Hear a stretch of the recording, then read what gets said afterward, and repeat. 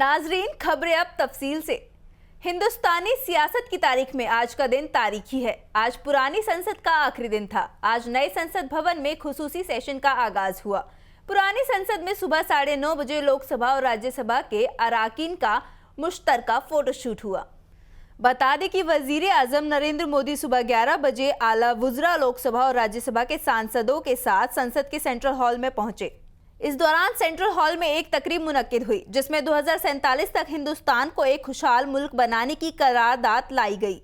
इसके बाद PM central hall से आइन की कॉपी लेकर नई इमारत तक पैदल गए। सभी एनडीए सांसद पीएम मोदी के पीछे पीछे नई इमारत तक साथ गए। आपको बता दें कि नई संसद की इमारत में पहली मीटिंग के दौरान जब सांसद दाखिल हुए तो उन्हें तोहफे के तौर पर 75 रुपए का चांदी का एक सिक्का भी दिया गया। नई संसद की इमारत में दाखिल होने के बाद पीएम मोदी और स्पीकर ओम बिरला ने सांसदों से खिताब किया। संसदीय लोकतंत्र का जब ये नया गृह प्रवेश हो रहा है तो यहाँ पर आजादी की पहली किरण का साक्षी जो आने वाली पीढ़ियों को भी प्रेरणा देने वाला है, वैसा पवित्र सेंगोल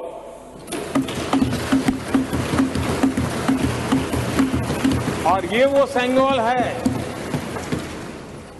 जिसको भारत के प्रथम प्रधानमंत्री पंडित नेहरू का स्पर्श हुआ था।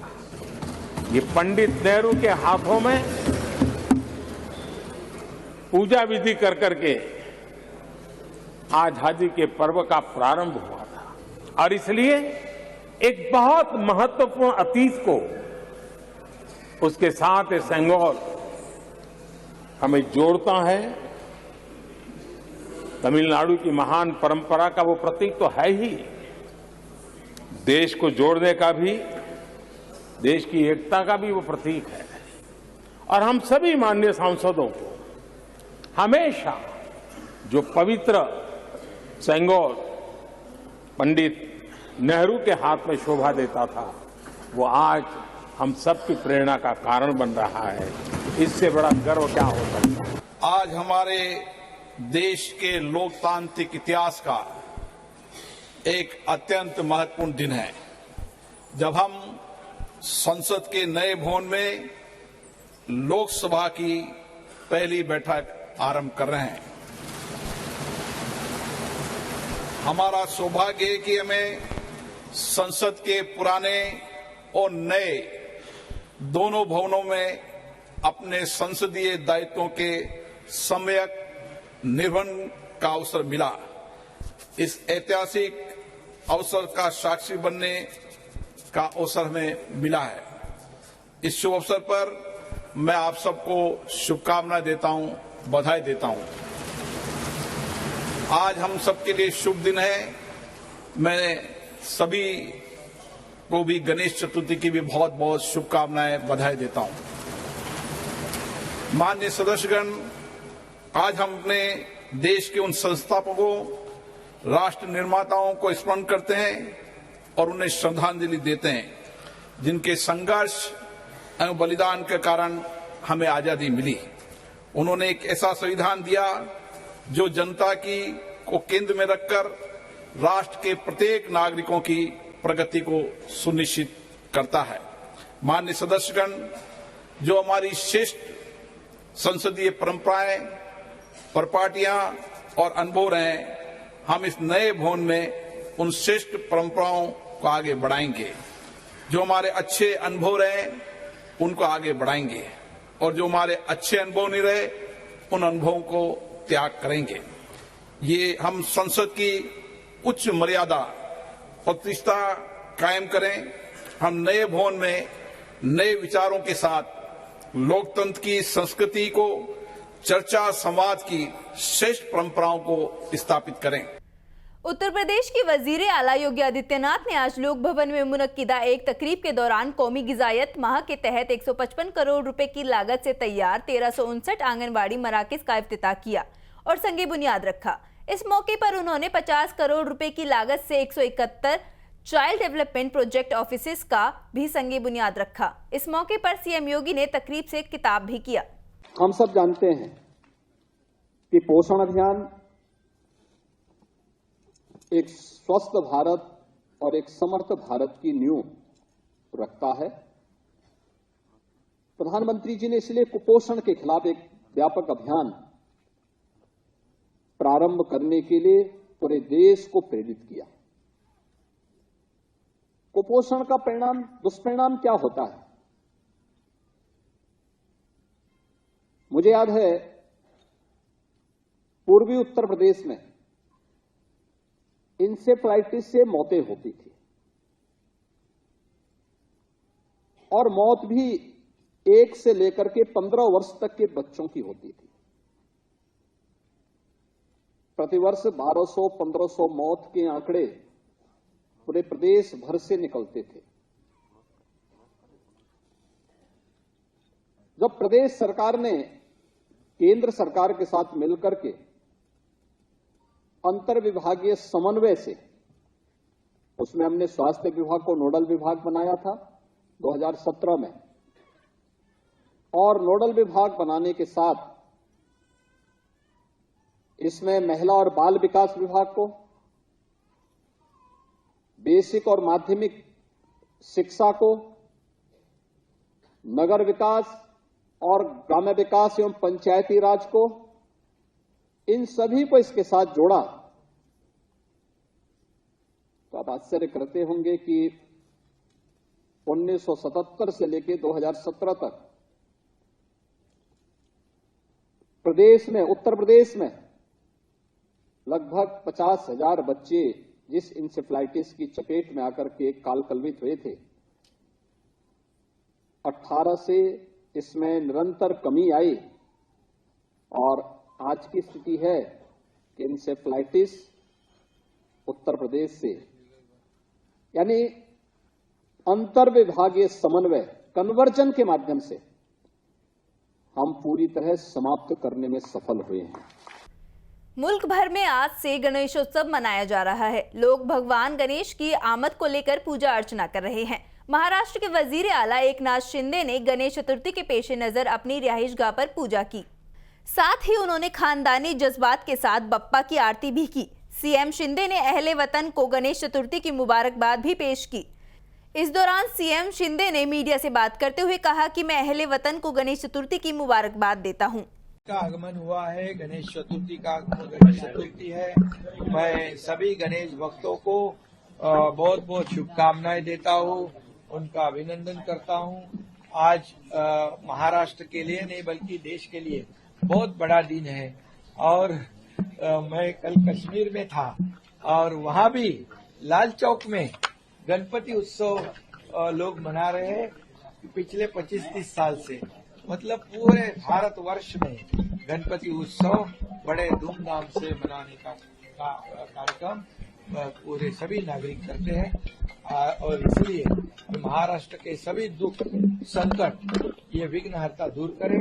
हमारे जो किसान है, बड़ी राजा है, उसके ऊपर जो आने वाला संकट दूर हो, अच्छा बारिश हो, अच्छी उनकी खेती हो और सभी नागरिक जो है महाराष्ट्र के, उनके जीवन में सुख समृद्धि आनंद आए, ऐसी हमारी भावना है। उसे भी शक्ति विघ्नहर्ता गणपति बप्पा प्रदान करे, ऐसी अपेक्षा है। और महाराष्ट्र के सभी नागरिक आबाल वृद्ध सबके दिल में जो इच्छा है, अपेक्षा है, वो गणपति बप्पा पूरी करे, ऐसी प्रार्थना मैंने की है। और इसलिए मैं तमाम महाराष्ट्र वासियों को आज के गणेश चतुर्थी के अवसर पर, गणेश के आगमन के अवसर पर बहुत बहुत शुभकामनाएं देता हूं। आज बहुत ही हर्षोल्लास के साथ, उल्लास के साथ, जल्लोष के साथ आज गणपति का आगमन हुआ है। आज बहुत बड़ा दिन है और इसलिए मैं सभी लोगों को शुभकामनाएं देता हूं। मध्य प्रदेश में गणेश चतुर्थी का त्योहार खूब जोशो खरोश के साथ मनाया जा रहा है। इस मौके पर मध्य प्रदेश के वजीर आला शिवराज सिंह चौहान ने अपने अहले खाना के साथ आज सुबह भगवान गणेश की मूर्ति घर में नस्ब की और मुनासिब पूजा अर्चना भी की। गणेश चतुर्थी के अवसर पर मीडिया से बात करते हुए सीएम शिवराज सिंह ने क्या कुछ कहा, आइए आपको सुनाते हैं। बहुत बहुत शुभकामनाएं। आज से गणेश जी विराजेंगे और उनकी कृपा सब पर बरसेगी। विघ्न विनाशक, संकटहर्ता, विघ्नहर्ता, सबके जीवन में विघ्न हरे, सुख और शांति की वर्षा करें, सब सुखी हो, सब निरोग हो, सबका मंगल हो और सबका कल्याण हो, यही उनके चरणों में प्रार्थना है। हमारा प्रदेश, हमारा देश प्रगति और विकास के पथ पर लगातार आगे बढ़ता रहे और जनता सुखी हो, यही उनके चरणों में प्रार्थना करता हूं। सभी प्रदेशवासियों को गणेश चतुर्थी पर बहुत बहुत शुभकामनाएं और गणेश जी के चरणों में प्रणाम करते हुए बस यही प्रार्थना करता हूं कि वो सब पर कृपा की वर्षा करें। दिल्ली के doctor Bhimrao Ambedkar international centre में absent in politics and power किताब के इजरा की तकरीब का इनेकाद किया गया। यह किताब साबिक आईपीएस अब्दुल रहमान ने लिखी है, जिसमें मुसलमानों के मौजूदा हालात का जिक्र किया गया है। साबिक आईपीएस अब्दुल रहमान ने बताया कि सच्चर कमेटी की रिपोर्ट और रंगनाथ मिश्रा कमेटी की रिपोर्ट आई, जिसमें बताया गया कि मुस्लिमों के हालात बहुत ही खराब हैं। मैंने यह देखा है कि हमारे हुकूक के लिए संसद में आवाज नहीं उठाई जाती। जमहूरियत को जिंदा रखने के लिए मुस्लिमों ने बेहद अहम किरदार अदा किया है। आज मुसलमानों की जो शिराकतदारी विधानसभा में होनी चाहिए थी, वह देखने को नहीं मिल रही। इंतखाबी मुहिम के दौरान मुसलमानों को नजरअंदाज कर दिया जाता है। आपको बता दें कि इस तकरीब में आरजेडी की कौमी तर्जुमान प्रोफेसर मनोज झा, सांसद असदुद्दीन ओवैसी, सांसद ईटी मोहम्मद बशीर और आला सहाफी आरफा खानम शेरवानी मौजूद रहे। इस दौरान सांसद असदुद्दीन ओवैसी ने तकरीब से खिताब करते हुए हिज़्ब इख्तिलाफ दलों के इत्तेहाद इंडिया पर जुबानी हमला बोला। अब हम इंडिया अलायंस में हम नहीं है, भाड़ में जाए, मुझे उसकी फिक्र नहीं है, मुझे कोई फिक्र नहीं है। इसलिए मैं सुनिए मैं इसलिए कह रहा हूं कि भाई साहब उसमें बैठकर क्या करेंगे, दम घुटेगा। वहां पर आप आइडियोलॉजी पर बीजेपी से मुकाबला क्यों नहीं करना चाहते? मुकाबला करें ना आइडियोलॉजी पर बीजेपी से। आप पहले ये कहेंगे कि देखो माहौल इतना खराब है कि अगर आपको देंगे टिकट तो फिर हमको हिंदू वोट नहीं मिलेगा, ये खुला बोलते हैं। तो मैं खुल के कह रहा हूं, अंदर कमरे में कहते हैं। अच्छा, फिर आप देखिए कि राहुल गांधी अमेठी से क्यों हारे और वायनाड से क्यों जीते। वहां पे असदुद्दीन ओवैसी नहीं लड़ा इलेक्शन, वहां डील नहीं हुई मेरी बीजेपी से, नहीं हुई डील मेरी, मगर वायनाड से जीते। क्यों जीते वायनाड से? क्योंकि मुस्लिम लीग है वहां पे, मुस्लिम लीग ने उनको डूबने से बचा लिया। ख्वातीन रिजर्वेशन बिल पर छत्तीसगढ़ के वजीर आला भूपेश बघेल ने बड़ा बयान दिया। सीएम भूपेश बघेल ने मीडिया से बात करते हुए कहा कि अब ख्वातीन रिजर्वेशन बिल पर बहस होगी कि इसे किस तरह से लागू किया जाए, अभी करेंगे या 2027 में हदबंदी के बाद। और क्या कुछ कहा सीएम बघेल ने, आइए आपको सुनाते हैं। कैबिनेट ने क्लियर किया है, अब उसका अध्ययन करेंगे, अब उसमें चर्चा होगी किस प्रकार से लागू होगा। अभी करेंगे कि उसके बाद 2027 के परसीमन के बाद होगा। अभी तो जनगणना नहीं हुआ है, तो परसीमन किस आधार पे होगा, ये भी एक विषय है। तो बहुत सारे सवाल हैं। अभी अब लोकसभा में चर्चा होगी तो सब सदस्य लोग उसके बाद रखेंगे। दिल्ली के हरकिशन सिंह सुरजीत भवन के सेमिनार हॉल में शहीद वीर अब्दुल हमीद की याद में एक तकरीब का इनेकाद किया गया। 1965 में हुई हिंदुस्तान और पाकिस्तान की जंग में मुल्क के लिए अपनी जान की कुर्बानी देने वाले शहीद वीर अब्दुल हमीद को उनके 58वें योम शहादत के मौके पर याद किया गया और उनको खिराज अकीदत पेश की गई। इस तकरीब का इनेकाद अंजुमन इदरीसिया तंजीम के बैनर तले किया गया। आपको बता दें कि तकरीब में वीर अब्दुल हमीद के साहबजादे जैनुल हसन इदरीसी समेत मुल्क की अलग अलग रियासतों से आए हुए इदरीसी बिरादरी के लोगों ने शिरकत की। इस मौके पर तकरीब में मौजूद सभी शिरका ने वीर अब्दुल हमीद की कुर्बानी को याद करते हुए उन्हें खिराज अकीदत का नजराना पेश किया। सर, क्या मांग रखी है आपने जो वीर अब्दुल हमीद साहब का सिलेबस हटाया गया, और किस हद तक इस मूवमेंट को लेकर जाएंगे आप? देखिए, ये जो सिलेबस से हटाया गया है और अभी हमारे भाई ने बताया है कि नहीं इंग्लिश में है, मैं इसको नहीं समझ पाया क्योंकि मैंने कभी चर्चा में नहीं आया मेरे कि नहीं इंग्लिश में भी है। अगर है तो अच्छी बात है, और नहीं है तो दोनों भाषाओं में, हिंदी में और इंग्लिश में। हिंदी में जिस क्लास में चलता था उसको पुनः उसमें कर दिया जाए। अगर इंग्लिश में चलता है तो जिस क्लास में चलता है अच्छी बात है, अगर नहीं चलता है तो इसको इंग्लिश में 5 के ऊपर जो भी क्लासेज हैं उसमें वो चले। क्या लग रहा है आपको, किस वजह से जो है ये हटाया गया है? देखिए, अब तो सियासत की बात मैं ज़्यादा नहीं कहता हूँ क्यों हटाया गया, लेकिन हुक्मरानों को ये समझना चाहिए कि ऐसे शहीद जिन्होंने मुल्क की हिफाजत के लिए सर्वोच्च बलिदान दिया है उसके सिलेबस को नहीं हटाना चाहिए। लेकिन अब किस कारण से हटाया गया, क्यों हटाया गया, अब वो तो सरकार बता पाएगी। एक तरफ तो प्रधानमंत्री सबका साथ सबका विकास की बात करते हैं और दूसरी तरफ वो मुसलमानों का इतिहास ही जो है धीरे धीरे हटाने की कोशिशें कर रहे हैं। देखिए, ये कहने की बात नहीं है, सबको समझ में आता है कि करनी और कथनी में फर्क है।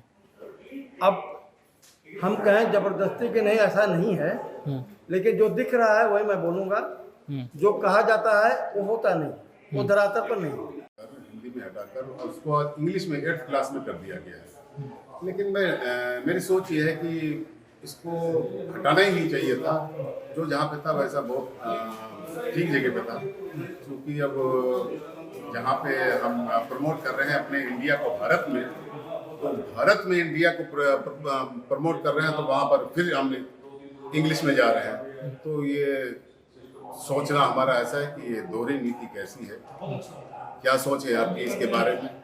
तो हो सकता है ये अपनी अपनी सोच है, मुझे तो ये पॉलिटिक्स मुद्दा लगता है। हमारी मांग है कि उस सिलेबस को इंग्लिश में भी रखिए और आप हिंदी में भी रखिए, और इदरीसी समाज से आने वाले इदरीसी समाज को, जो अब्दुल हमीद के समाज से आने वाला ये समाज जो है, और जो बहुत ही पिछड़ा समाज अपने हिसाब से है, तो उसके लिए गवर्नमेंट से डिमांड है कि ये उनको पिछड़ी सूचित में उसको जगह दे, और इस समाज के लिए, क्योंकि ये समाज दर्जी समाज है जो इदरीसी लक़ब से है। इसका काम है सिलाई का काम, और सिलाई का काम की हालत तो देश में आप ये देख रहे हैं कि 2nd नंबर की है, और वही कारीगर आज परेशान हो रहा है। तो मैं गवर्नमेंट से ये चाहता हूँ कि समाज के लिए भी कुछ अच्छा काम करें।